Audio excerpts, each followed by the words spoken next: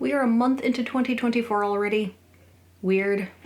My family went to Arizona over Christmas, and it was a good trip. We saw family, but we're from the Pacific Northwest, so it was fun to go somewhere so different, and it made me really happy to get home and see rain. We stepped off the plane in Portland, and that first breath of fresh air felt like it had the appropriate amount of humidity. Our sinuses finally went back to normal. Arizona is dry. While we were there, I did go to the bookstore that Elliot Brooks always talks about, Bookman's. I didn't buy much. I didn't want to weigh down my suitcase with a bunch of books. Well, maybe I wanted to. But I only got one. I finally got A Wizard of Earthsea. I have had Ursula K. Le Guin on my I want to read list for quite some time. I'll finally get to this at some point this year. It's not part of my TBR yet, because I have a lot to read. But first, January wrap-up. I don't know whether to count Watership Down into January or not. I was finishing it as we were returning back to Oregon from our vacation, so I was still reading it in those first 3 days. I finished it on the plane. So at the end of the year when I'm doing wrap-ups and top 10s and stuff, I don't know whether I'll include this or not, but I had already done those for last year before I started reading this, so I might have to include it and say it's part of my 2024 books. If you like epic fantasy, you might like this. It doesn't really have fantasy elements except that the rabbits can talk, but it has what a lot of fantasy stories have, which is the epic journey. Characters who have to go through danger together, learn to rely on each other, deep relationships, the band of brothers. I thought it was good. I'll count it into January. And once I finished this, I moved on to The Faded Dragon by Cameron Michaels. I can't hold it up because I accepted an ebook copy from him, and I'm kind of regretting that. It felt, at first, selfish to say, yes, I'll take a free book, because I'm going to read books anyway. But once the Songs of Chaos came in and I got to open these, it made me feel like I would have liked to have a memento of that first book where an author asked me to review their book for them, and it might have been nice to have that physical copy to have on my shelf. So it's possible I might just buy it. Buying a book supports the author, and it might be nice to be able to say, here is the first book where an author asked me to review it for them. I am kind of sentimental about books, so we'll see. I might add it to my shelf later. The Faded Dragon, I do have a review up already. It was my first full book of the year. Watership Down was like the end. First dragon book of the year, first self-published book, possibly that I've even reviewed, maybe. First in what will be a series. I'm not sure if it'll be a duology, trilogy, or longer. It takes place in a world where elves and dragons have had a war, and to help try to solve that war, dragons can take on the form of elves, and so they can mate and have children, but those children weren't what they expected. They were like a dragon-elf hybrid, and then those hybrid, the Takarn, get put into slavery. And so the main part of the story takes place when the Takarn are trying to fight for their freedom, and then there's bad guy versus good guys trying to fight in addition to the Takarn. So it has a lot of those fantasy elements and dragons. And then after that, I read another dragon book. The Eyes of the Dragon by Stephen King. The dragon in this one was hardly even in it. Still counts as a dragon book though. The only other book I'd read by Stephen King was his book about writing, called On Writing, and there was a scene in it where he was talking about his childhood and having to go to the doctor for an ear infection and having to go several times. And the way he described his experience with that ear infection made me go, oof, I don't know if I want to read his fiction if this is how he describes things like that. But this one's a fantasy, it's not a horror book, how bad can it be? In my review, I did say it's one of the only books, possibly ever, that made me want to throw up. If you have read it, it's when the younger son is spying on his father and he's picking his boogies. Oh. But Stephen King has a way with words, and it's not the way with words that I want to read more of. I'm fine with this being my last Stephen King book. I don't need suggestions for more. I'm good. I almost forgot. The backlog. If you watched my backlog video, that's part of my reading plan for 2024 this year, is to get through those books that I acquired over 2023 and didn't read. I have them written down on pieces of paper, which I decided to put in this beautiful little lantern, and The Eyes of the Dragon was one of them. there we go. Another one down, and it's only the first month.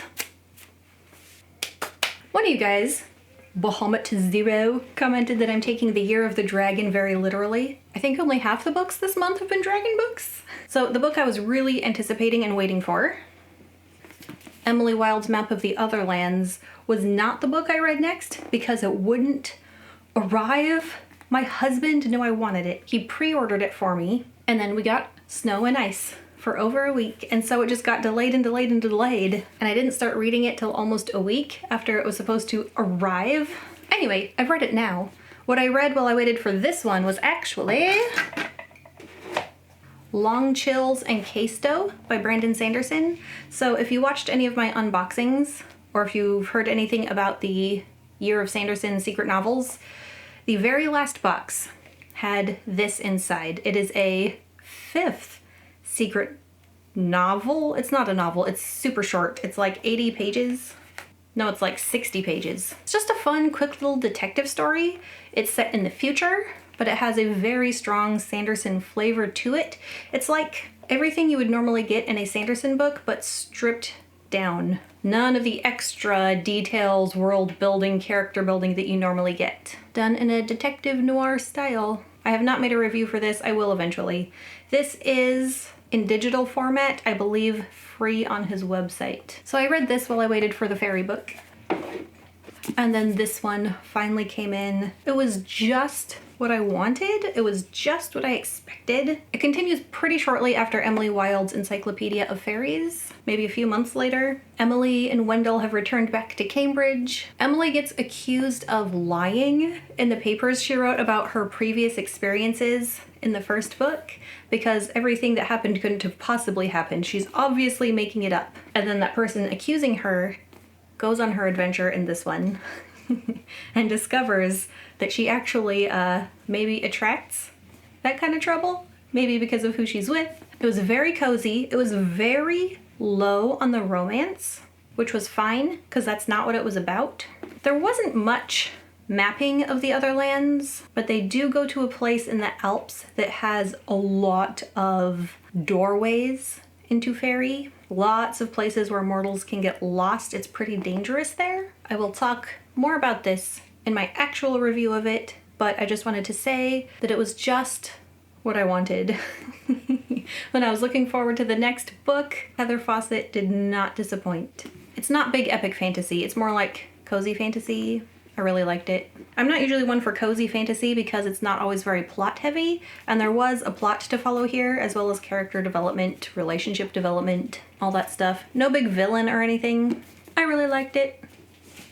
And then, because I finished that several days before the first day of February, I had time to start the next book, and I had very recently received The Songs of Chaos in the mail. If you watched my short video where I unboxed them, the look on my face when I held it up was true emotion, because that is the first time I've been sent a book as a booktuber. I posted to my community tab the little tag on the box that said Tiffany Russell, booktuber. And that's what made me regret not accepting a physical copy of The Faded Dragon, because that would have been the first one. But it's okay. I'm really liking the style of covers lately where the art is just all on the hardcover and there's no dust jacket. They feel nice to hold and they look good. Although if you get it dirty, you're getting the book dirty, not the dust jacket. It's okay. You can see I've just started this one. I'm hardly in at all. The blurb for this, not the blurb on the back, but like if you're looking this up and looking for reviews, its selling point is that it's supposedly inspired by a mix of Aragon by Christopher Paolini and The Dragon Riders of Pern.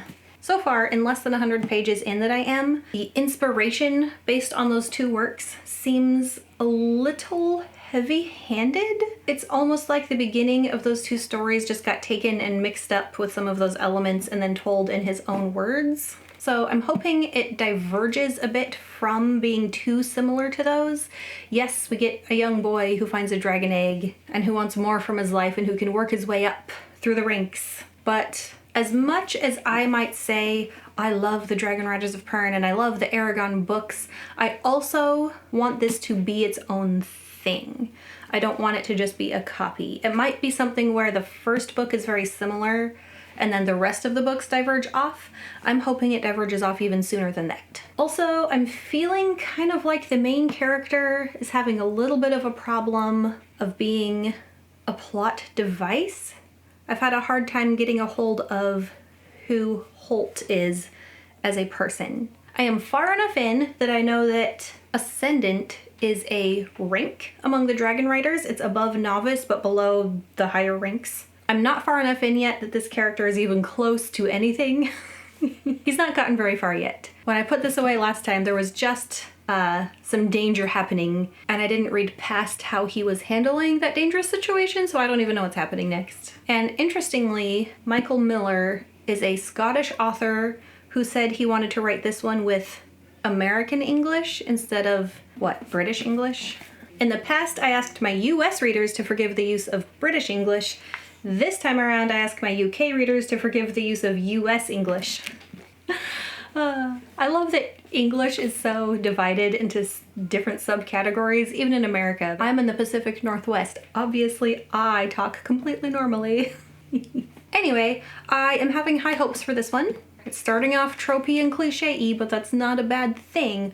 We'll see where it goes from here. And then my TBR is going to be really easy because I'm going to continue reading this.